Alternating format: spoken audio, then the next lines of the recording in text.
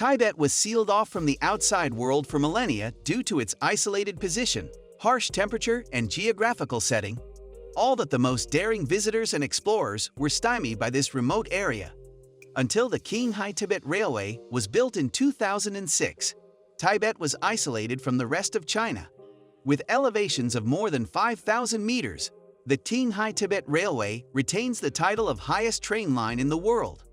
The railroad project, which cost $4.2 billion to complete, is a remarkable example of contemporary engineering. The railway, which is occasionally referred to as the Sky Road, passes through an area with frequent earthquakes, chilly temperatures, and low air pressure.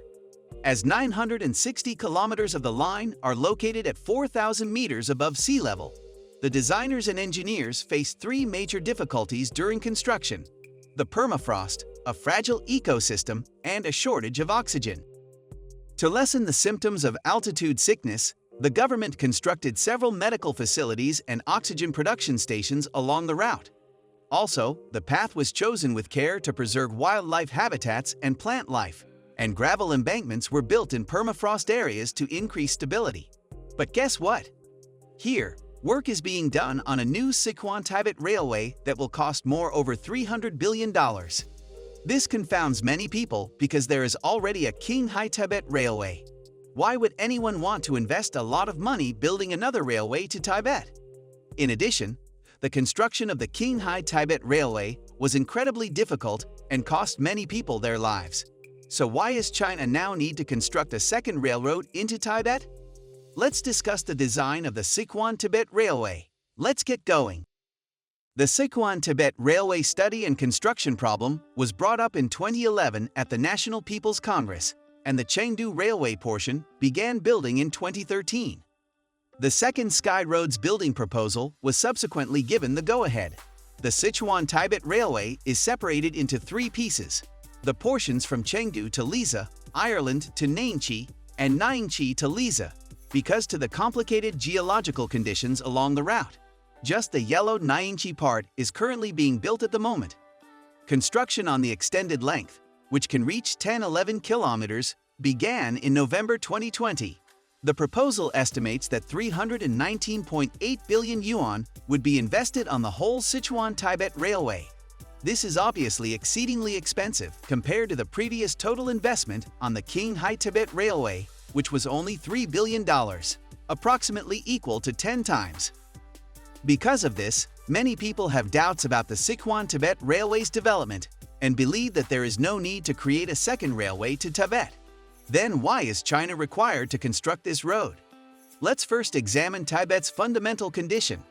Tibet occupies 1,202,800 square kilometers of the country's overall land area, or nearly 1/8 of it.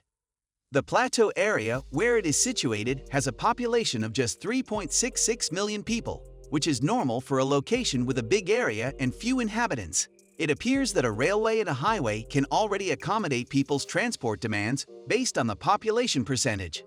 Yet, Tibet's abundant natural riches have long suggested greater transportation needs. Before opting to construct a new Sichuan-Tibet Railway, China also took into account a number of demands. Energy is the first. The materials from this Tibet treasure island must be transported using the best possible means of transportation. Many types of resources, including mineral resources, land resources, water resources, forest resources, energy resources, and others, are present in Tibet, and the reserves of these resources are relatively abundant. There are up to 101 different types of minerals in Tibet, but only 22 of them have been developed and put to use.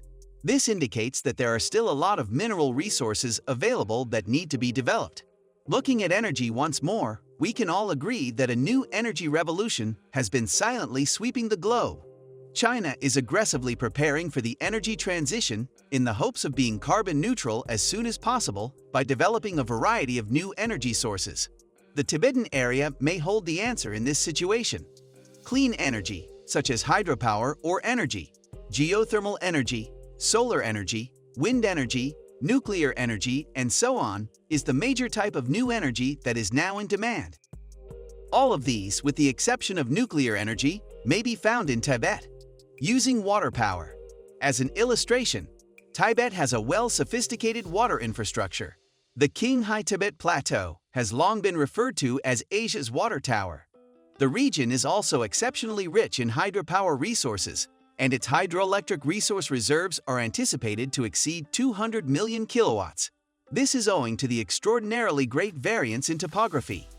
It is clear that the resources in the Tibet area are certainly excessively abundant, and that improved communication with the outside world is vital for the development of these riches. As a result, the construction of a second railway to Tibet is undeniably the best course of action. When that moment comes, China's energy system will likewise shift, with new forms of renewable energy acting as the essential pillar. Second, China plans to modernize the entirety of the transportation infrastructure across the country. While the industrialized areas in the center and south of China have traffic routes that spread out like spiderwebs, the western region of China has historically trailed behind in terms of the creation of transportation infrastructure. Even after the notion of the Belt and Road Initiative was presented, the western region did not begin to see any population growth.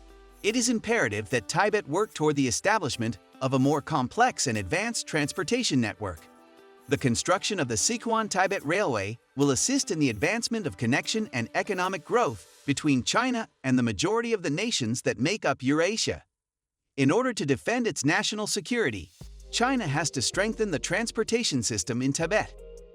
Although most of the time things are very calm throughout the world right now, things may shift dramatically in a short amount of time. The importance of Tibet as a factor in international politics has never been questioned. After all, it is rather near to the border with China. Because of this, in the event that there is a conflict along the border, China has to have a vehicle with a large capacity that can transport officials, soldiers, and supplies to Tibet.